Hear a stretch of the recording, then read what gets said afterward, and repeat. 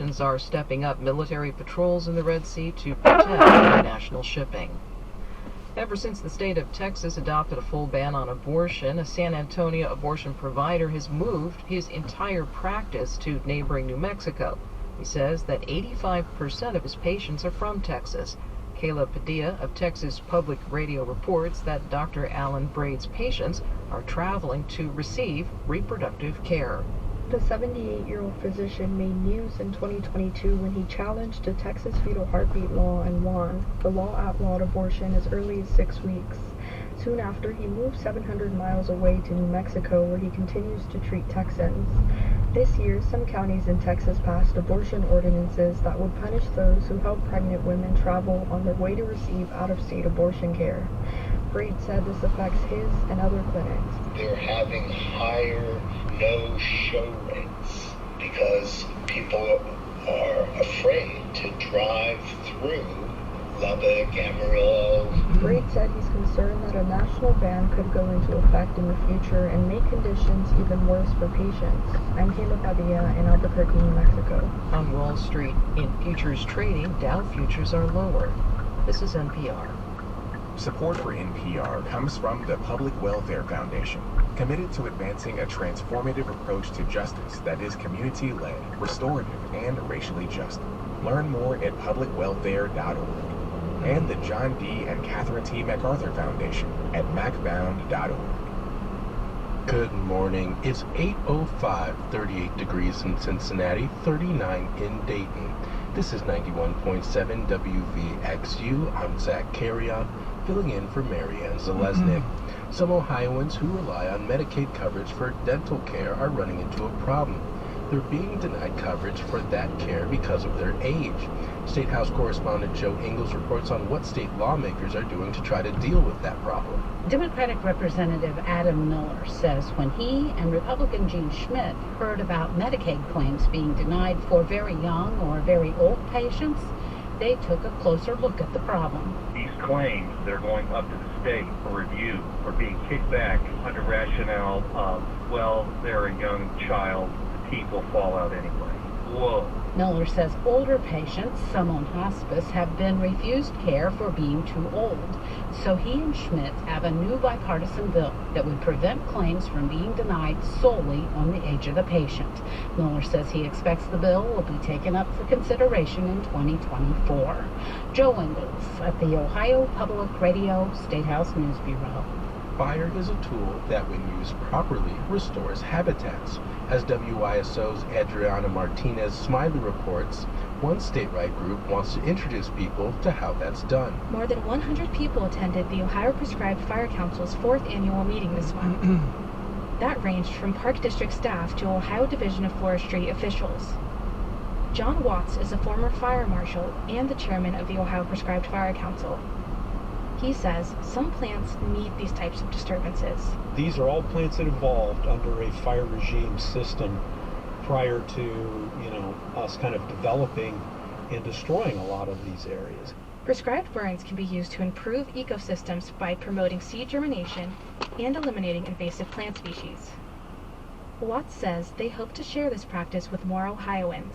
But we want to try to educate people that may not know a thing about fire. We want to educate them as to why it's important, and again, get other people that are now interested in learning about fire and maybe even participating on burns. For the Ohio Newsroom, I'm Adriana Martinez Smiley. A hackathon in January invites the public to join a collaborative effort to prevent homelessness in Cincinnati.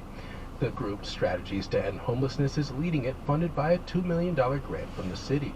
President Kevin Finn says the overall goal is to become proactive instead of reactive. Since we don't necessarily start collecting data on people until they're already homeless, it's a little bit like after the horse is already out of the barn, so to speak. So the direction we're trying to go into next is use data to identify people before they are homeless so that we can help them earlier. Finn says they hope the hackathon will inspire innovative ideas to disrupt housing instability. The event is open to individuals or groups, including businesses or community organizations. This is Morning Edition from NPR News. I'm Layla Faldin. And I'm Asma Khalid. A group of senior officials in the Biden administration are traveling to Mexico today to talk immigration enforcement. There's been an unprecedented surge in migrants at the border. Federal agents encountered roughly 2.5 million migrants there this year. NPR immigration correspondent Jasmine Garst joins us now to discuss. So you are traveling on this trip today. What do you expect will be discussed in the meetings? So Secretary of State Antony Blinken, Secretary of Homeland Security Alejandro Mayorkas, and White House Homeland Security Advisor Elizabeth Sherwood Randall are scheduled to meet with Mexican President Andrés Manuel López Obrador. And they'll be arriving around the same time as a caravan of thousands of migrants treks through Mexico heading towards the U.S. border. Now, President Biden already spoke to President López Obrador last week about curbing immigration, and the Mexican president said they are in talks for Mexico to secure its own southern border with Guatemala, as well as to make it more difficult for migrants to move up Mexico. My understanding is that today's trip will be to flesh out the details of that enforcement, and there is a sense of urgency. Right now, there are ongoing negotiations in Congress involving immigration enforcement. Right. Jasmine, those talks in Congress have been going on for some time, but they're certainly ramping up. This question of border security. Tell us a little bit more about that, about what's at stake.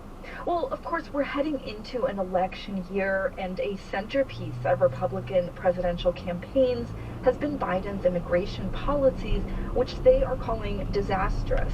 Add to that, recently President Biden requested wartime aid for Ukraine and Israel.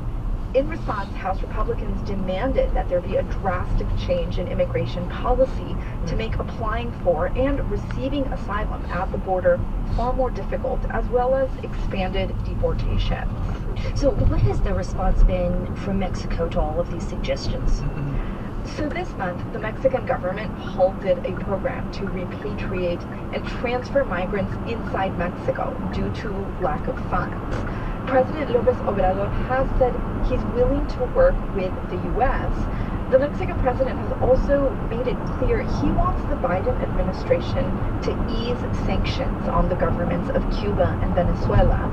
A significant percentage of migrants are from Venezuela, and he wants more aid to Latin America. Jasmine, I want to zoom out away from the politics of this specific moment. You have spent a lot of time at the U.S. Mexico border covering migrants, covering humanitarian concerns. What are you hearing ahead of these potential policy changes? I have, and what is unfolding at the border is a humanitarian crisis like I haven't seen in my years of reporting. But what I've heard is a lot of fear from advocates that it could be a return to Trump-era policies where there was no access to asylum in the U.S., and that delegating immigration enforcement to Mexico has led to serious human rights abuses. Ahead of this meeting, the U.S. Department of State has said it will reaffirm the U.S.'s commitment for the protection of asylum seekers and, quote, underscore the urgent need for lawful pathways. NPR's Jasmine Garst, thanks for taking the time to talk to us ahead of your busy day of reporting and travel. Thank you. A bipartisan group of lawmakers wants to end legacy preferences in college admissions. At highly selective colleges, students who have a direct family tie to the school can be as much as 3 times more likely to be admitted than equally qualified students who don't. The college admissions process is under new scrutiny after the Supreme Court ended race-based affirmative action in June. Here's NPR congressional reporter Eric McDaniel. Joe Massawa is a junior at Georgetown School of Foreign Service here in Washington, D.C. And to hear him tell it, he's living the dream. My grandparents lived here in D.C. I've been on campus. I have photos of me from when I was younger there. So I always had Georgetown in my mind as being, the one school that I really, really wanted to get into. Growing up, he bonded with his dad, who he says is also a Georgetown graduate, over university basketball games. And Massawa says he worked his tail off to make sure he had the best odds possible to secure his spot. He even hopes his future kids will one day choose to attend Georgetown too. But he told me he hopes the legacy admissions preference that may have helped him get in is eventually reformed. On the application, there's a little box that you can check that shows you, whether or not you had a relative who was legacy. So I checked that box, and I submitted my application, and I heard back, and I got in. You don't think much about it, but now that there's been, this whole movement on campus, it made me rethink my college application process and wonder that for all the work that I did to get into Georgetown, was it just the tiny little box that I checked? He signed a petition this fall along with hundreds of other students, staff, and alumni calling on Georgetown to end preferential treatment of legacy applicants. And the petitioners have some powerful allies in that fight. A bipartisan pair of U.S. senators who have proposed legislation that would amend the Higher Education Act of 1965 to link a school's accreditation to ending the practice. Republican Todd Young of Indiana joined with Democrat Tim Kaine of Virginia to introduce the Merit Act. Here's Kaine. I think families of kids don't like the notion that they start off already behind because maybe they didn't go to the school or somebody else has more money than them. The lawmakers say legacy preference runs counter to the idea of the American dream. Richard Reeves, a scholar who studied this during his time with the nonpartisan Brookings Institution, agrees. The American ideal that I hope my kids would benefit from when I moved here, it's anti-hereditary at its core. The idea of taking your place, making your way in the world. Reeves said that while most Americans don't have a four-year degree, and far fewer attend the kind of highly selective institutions where legacy preference can offer the biggest boost, these highly selective institutions can still really shape how the country operates, given the number of people they send into government, media, and the executive ranks.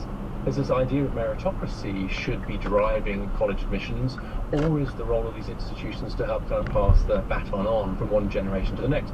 Georgetown University didn't respond to multiple requests for comment from NPR, but alongside hundreds of other institutions, the school is facing pressure from a growing chorus of lawmakers of all stripes who say it's time for reform. Folks like Representative Alexandria Ocasio-Cortez, the progressive New Yorker, and Senator Tim Scott of South Carolina, a social conservative who spoke out against the practice during his presidential run. Massawa, the Georgetown legacy student, told me that this issue can be really hard to talk about for folks, but that he's grateful that people are talking about it.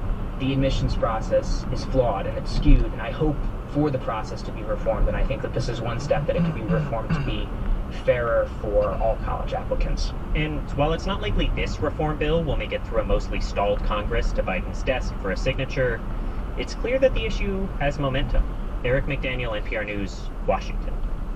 The past few weeks, from Syria and Lebanon to the Red Sea and even into Iraq, there have been confrontations between the United States or Israeli troops and militias backed by Iran.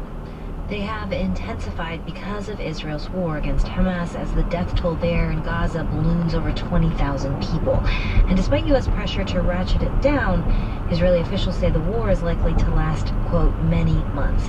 And this week things escalated when U.S. troops were injured in Iraq and the U.S. carried out airstrikes on the militia that claimed responsibility.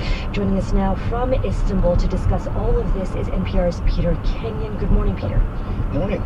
Peter, let's step back for a moment and describe the bigger picture here. Iran has backed militias all around the Middle East. Why does it do that?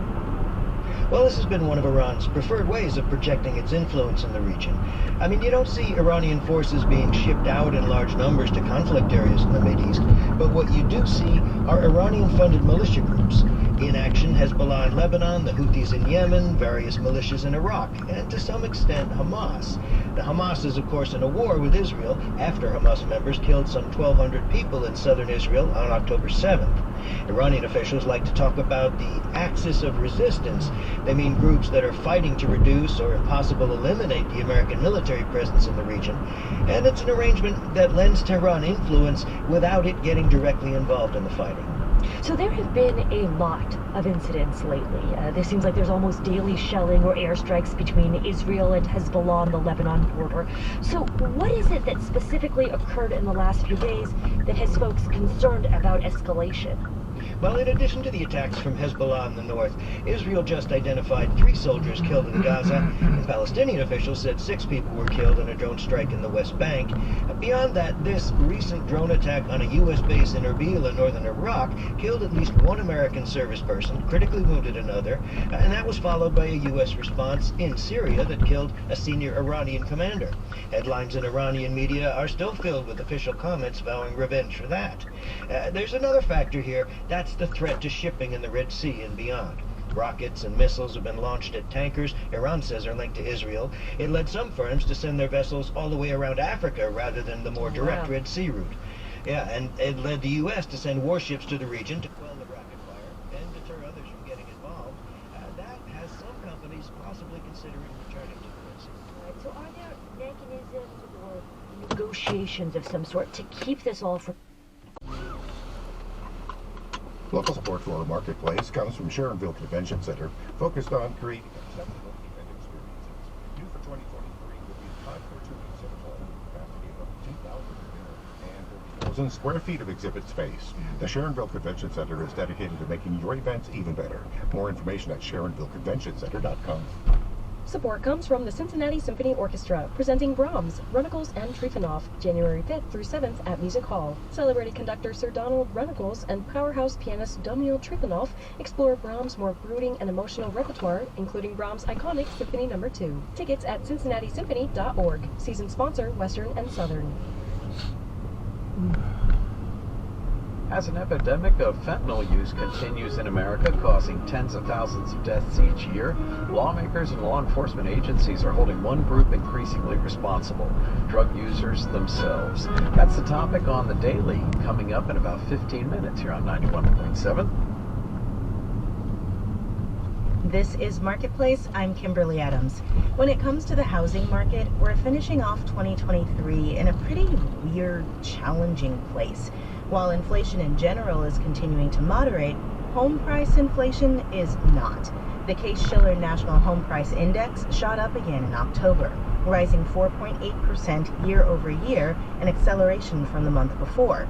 According to the National Association of Realtors, the median price of an existing home in the U.S. in November was $387,600, whereas a typical new home will set you back almost $50,000 more, at upwards of $430,000.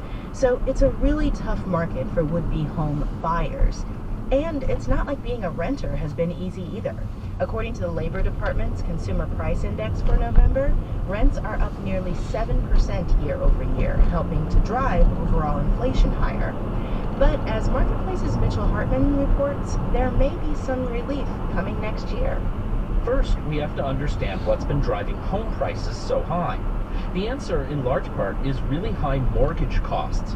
The average 30-year fixed-rate mortgage soared as the Fed raised interest rates, peaking at 7.8% earlier this fall before falling back a bit more recently. Meanwhile, says Guy Sakala at Inside Mortgage Finance, there are a lot of people who are locked in sub 4% mortgages. There's almost a generation who feels that's where mortgage rates should be. And these homeowners, which is most homeowners, are really reluctant to sell, says Gary Schlossberg at the Wells Fargo Investment Institute. It's been the spike in mortgage rates that discouraged existing homeowners from trading up and assuming a mortgage that's several percentage points higher. So that sticker shock, in effect, is freezing the market, freezing supply. Homeowners are sticking in their homes, but demand is strong from would-be home buyers, pushing prices higher and making home ownership ever less affordable, says Chris Mayer at Columbia Business School. Single-family houses are starting to seem like a luxury good, whereas to rent an apartment is becoming relatively more affordable. That's one bright spot in the housing picture, at least. Rent inflation is now easing. One reason, says Robert Dietz at the National Association of Home Builders, there are about 1 million apartments under construction right now. It's roughly near the highest total we've seen since 1973. That's going to raise vacancy rates and make apartments more affordable, says Kate Terhune at online marketplace Rent. Data from November shows national rent averages sitting just under $2,000, down by over 2% since last year. She says a lot of the new apartment buildings are high-end. I saw one rental property offering Teslas to rent out for the day. There is, dog washing units, there's childcare on site. Still, she says additional supply of luxury units will help free up apartments at the lower end of the market. I'm Mitchell Hartman for Marketplace.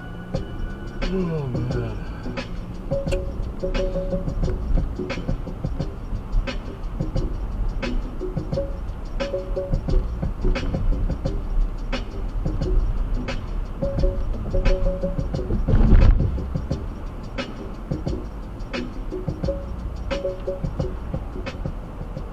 It's been a busy year for worker organizing. More than 500,000 workers went on strike at some point in 2023.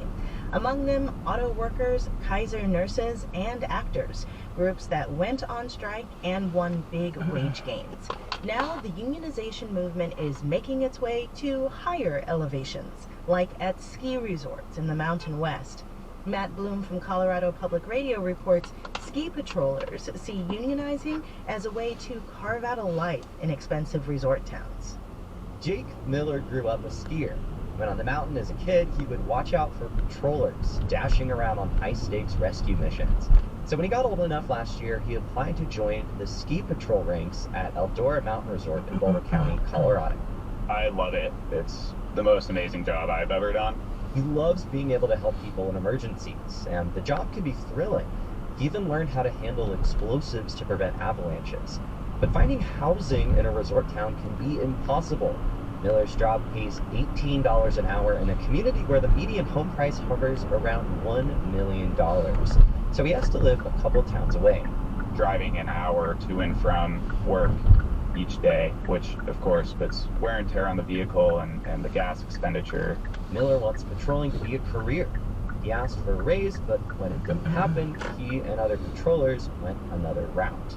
It doesn't seem like the one-to-one relationship with our employer is really getting us results, and I think collective bargaining is a more transparent and unified way to have a seat at the table. The union vote will take place this winter. If it goes through, they will join the United Ski Patrols of America. The union has seen its membership double over the past 5 years to nearly 1,000 members across the U.S. That swell has a lot to do with the higher cost of housing and other expenses these days, says Erin Hatton, a labor researcher at the University of Buffalo. They're no longer accepting those old terms of we'll pay you in fun, we'll pay you in, oh, this is just something you would do anyway or that you love. That's a shift in thinking that Hatton is seeing playing out in all kinds of seasonal, adventurous jobs. They're asking for more, and they're using union organizing drives to get it, whether it's in terms of wages, whether it's in terms of recognition and respect, whether it's in terms of safety protections, or all of the above. The National Ski Areas Association says it respects workers' rights to organize, but many of the resorts have pushed back. In a statement, managers from Eldora said they offer competitive pay and are trying to address issues like understaffing. At Purgatory Resort in Southwest Colorado, General Manager Dave Rathbun was initially against unionization. Ski patrollers there voted to unionize last year and negotiated a pay boost. Now Rathbun admits hiring is easier. It still shows me that people will value this lifestyle and they're going to try the best they can to make it work. Patrollers say unionizing gives them a stronger voice when talking to big corporations that own many resorts. At Breckenridge, which is owned by one of the country's biggest resort companies, Vail Resorts, patrollers and lift operators are now in their second winter season under a contract. Ski patroller Ryan Deneen says staff can now earn up to $32 an hour. That's a record high, but it's still not enough for many to live in the community without assistance. I live in town subsidized housing.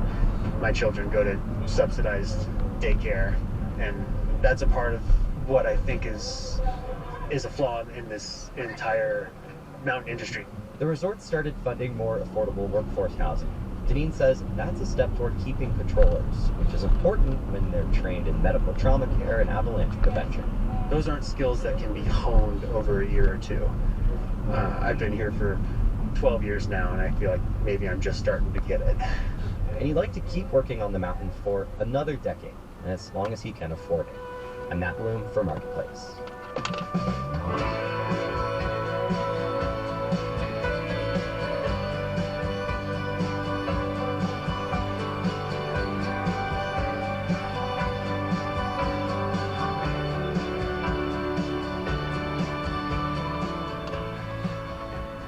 This week, we're bringing you stories about working with family, and we knew at least one of those stories needed to come from South Dakota. Why South Dakota?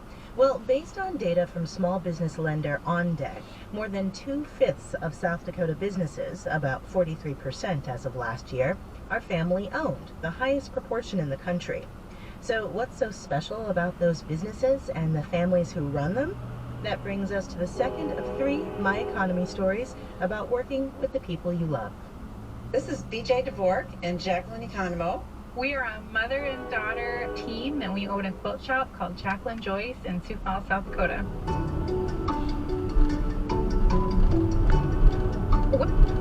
Well, I think it started, you want to go, Mom? Because it was kind of your idea. You know, I was older when I made my first quilt. I'd sewn all my life, but I'd never really made a lot of quilts. My first quilt was, so my husband's younger sister, when she got married, what she'd asked me for her wedding was a quilt. She knew my mom quilted, and she thought I could just do it, you know? And I don't know why, but I said yes, and I quickly said, Mom, will you help me? It was so funny because she had, I think, 25 colors and so many squares, and it was complicated, and we did it in 1 week. It was beautiful. For me, quilting is about, you know, our relationship in a lot of ways. My mom having started 2 businesses and like growing up around that environment, I think what you have to understand when you're a new business owner is that you're not going to make money the first year. I think we started breaking even about 9 months in, and I think for me, I had some money I had to invest. It's like you could put it in the stock market, which wasn't doing great, or I could invest it in myself, and that's kind of how I look at it, as like a long-term investment. Well, I think we've accomplished so much more than I ever imagined we could. Just every day I'm just amazed at what she knows. Like yesterday, a guy was here and he said, my wife has drugged me to quilt shops all over the nation, and I've never been in one like this. He said, obviously you guys have owned a business before. Whatever we're excited about, people are buying. Some of the things that are crafts and sewing activities that BJ's really into, it's just very easy for her to sell them. And so we keep running out of the stuff that is like some of her trademark things. I think that I just love people. I love doing what I do. I'm not retired, I'm just getting started. I just helped a grandma. She has a special needs child. She's graduating from high school. And so she came in and she found the perfect fabric. It had ice cream cones, the donuts, the Arizona where she lives. It had all the things that reminded her of her growing up years. She's just so excited to give that gift to her. It's just, you know, puts you in tears because she found the perfect gift and you could help her.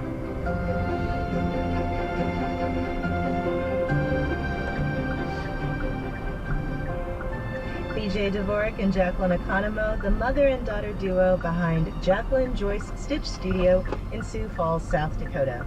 We can't do this series without you, so let us know what's going on in your economy. Marketplace.org/myeconomy.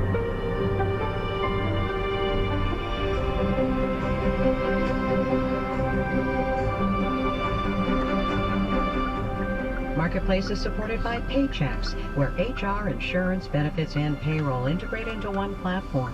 Whether 2 or 2,000 employees, Paychecks can help make HR simple for businesses and employees. And by Ripple. With major disasters comes swarming media attention. But what happens to those affected when the world moves on? Ripple, a new investigative podcast launching in January. This final note on the way out today, Mitchell was talking earlier about challenges in the residential real estate market.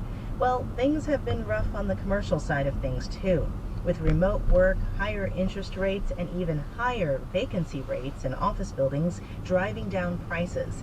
Case in point, according to Fortune magazine, Aon Center, the 3rd tallest tower in Los Angeles, recently sold for just under $148 million.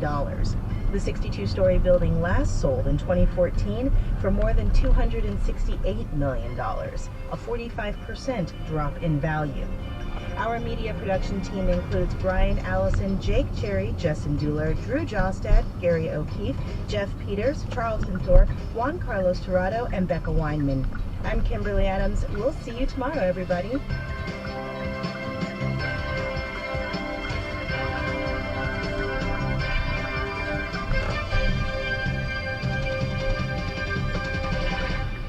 This is APM. Increasing clouds and colder with an overnight low of 36. Thursday, showers, then a wintry mix late with a high of only 41. It's about a minute before 7. It's 47 degrees right now in Cincinnati. And from the New York Times, the Daily, coming up next. Support comes from the University of Cincinnati and the Lindner College of Business, offering their online Masters of Finance degree.